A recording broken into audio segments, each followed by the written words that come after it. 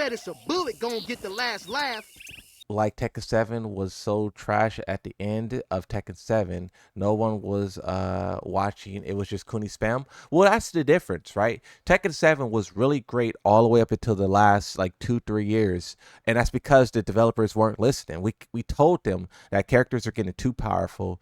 We told them that the DLC is pay to win, and they kept going. And that style of gameplay continued into Tekken 8. The couple of things that made Tekken 7 bad is everything that makes Tekken 8 bad.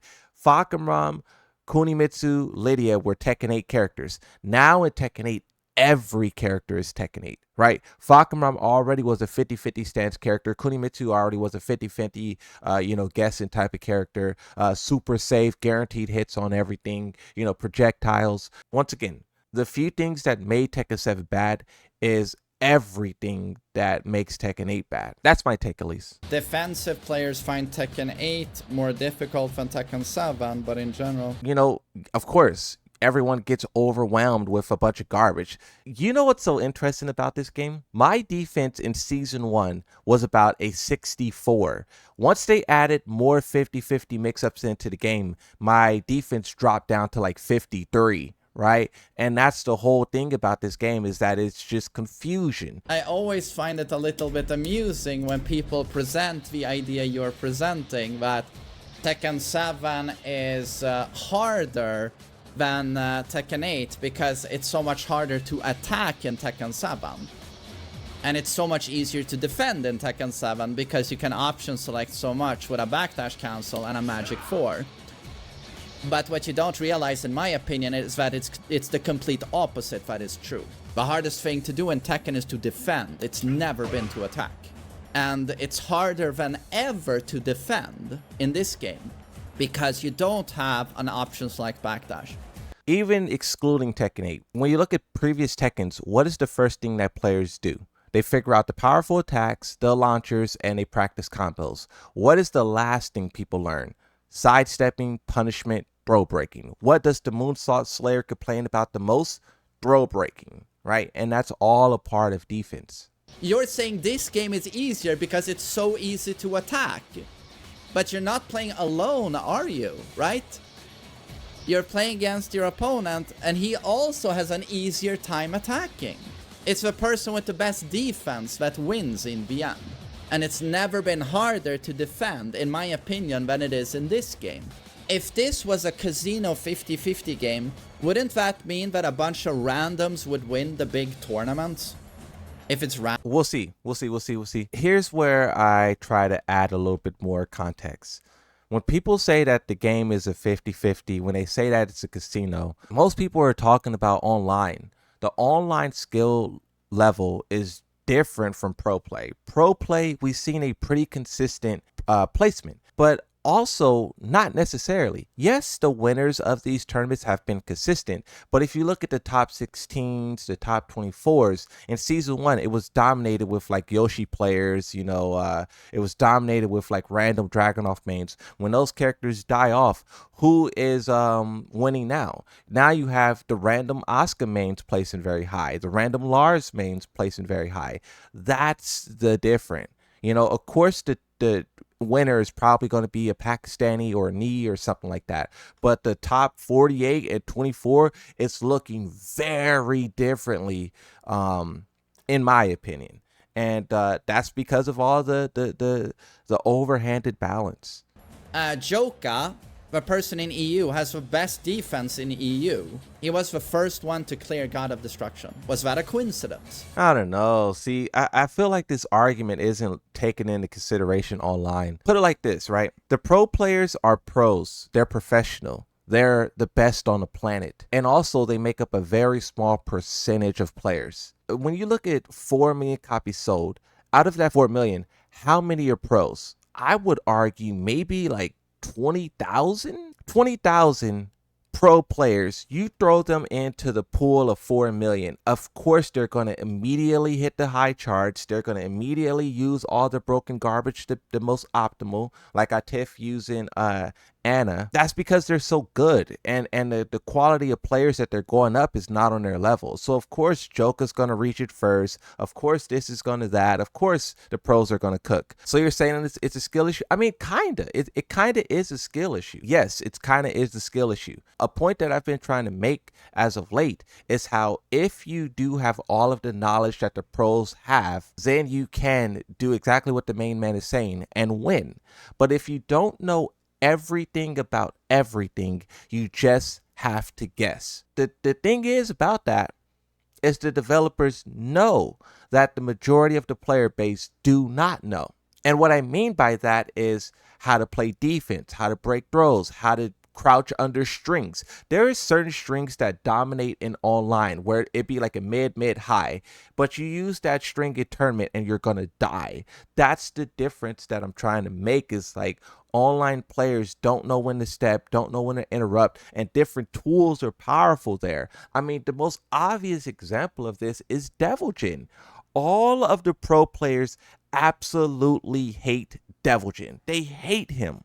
But when you look at the online performance, Deviljin is top 10, most deadliest character in the game. And that's because online players don't have the knowledge or the skill to stop him. And they're just guessing through the through the matchup because his online tools are so effective. I mean, this is something, it's crazy that players don't know this already. We've seen this with Gigas in Tekken 7, Lucky Chloe, Eddie, Lars in Tekken 7. We've seen this all throughout Tekken 7, where there's characters who absolutely destroy online, but you will be a idiot to pick her in tournaments because the pros know when to interrupt, they know when to step, and they know how to punish. There's so many dumb things in this game right now, but if you have the defensive competence of Knee, you can deal with it. Knee showed during that tournament that a lot of these counters on these... You see what he said there? If you have the defensive competence. Once again, the developers know that the majority of the players do not have defensive competence. And I would even argue that the Casino 8 is in effect in tournaments. I mean, did you see what Atif did? Atif was literally confusing everyone with mix-ups. The Claudio players were doing it. All of those players are embracing the 50-50 that is Casino 8. They're all doing it. Wait. See, I want to listen to what Main Man is saying, but you guys are what'd you say? Appeasing the online issue is complicated, and the only way the devs have navigated the journey is what ruining the game. I do think you need to appease online. Everyone say, no, don't appease online. You know, only balance the game based off pro play, which is stupid. Pros will complain about everything, and they're extremely biased. We saw a Raven main at the start of Season 2 saying how OP his character was and how his wins fills hollows, and then they nerfed Raven in a previous update, and he was crying about my character's weak now. We've seen this happen with the Dragunov players. We've seen it happen with the Steve Fox players back in Tekken 7. Let's go back to Deviljin. Let's go back to the example that I use. Pretend you are Harada. What would you do in this situation? All of the pro players say that Deviljin is super trash. Kudan switched. All of the Deviljins hate Deviljin because they say he's too weak. But on the flip side, he has one of the highest win rates in the game online. You are Harada. What do? Do you buff Deviljin because that's what the pros want? Or do you say, no, Deviljin is very effective online, we cannot buff him? This was actually a dilemma that Harada dealt with going back to Tekken 7 with Gigas. He said the pros asked for Gigas to be buffed, and he said, no, we can't do that. Gigas is too powerful. And I'm going to pull up that tweet so you guys can see how history is repeating itself. So Tekken 7, the character with the highest winning percentage in online ranked world statistics from the start of Season 4 is Gigas, by far. You literally have a YouTube channel created because of it. Hi buff Gigas, please, right?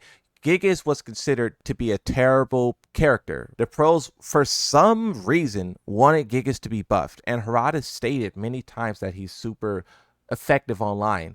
And then he eventually cracked, and he buffed him. And then this tweet happened, and he says now he's the most effective character by far. Note the by far. Why every game that gets based on high level become awful? Exactly. Every single time the pros take the wheel, the game goes down the drain. Season 3 and Season 4 was terrible, but who was driving? The pros. Harada buffed Gigas and they didn't even play him. You know that, right? Harada buffed Gigas and the pros was like, nope, the buffs aren't good enough. We're not playing him. That's what they said. They said they forced Harada to buff Gigas, who was already an effective online character. He became the best character.